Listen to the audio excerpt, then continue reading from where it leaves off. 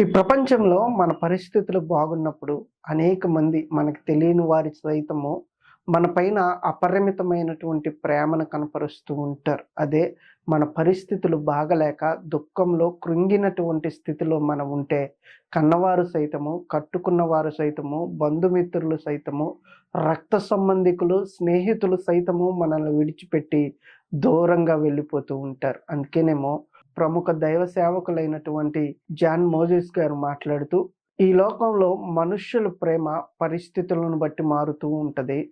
అది దేవుని ప్రేమ మన పరిస్థితులనే మార్చివేస్తది అన్నారట.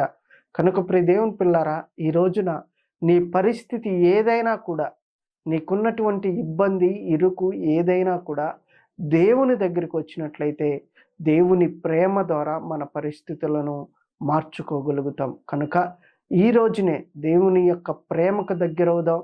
అనేకులకు మాదిరికరంగా మనం మార్చబడదాం. అట్టి కృప దేవుడు మనందరికీ అనుగ్రహించును గాక. ఆమేన్.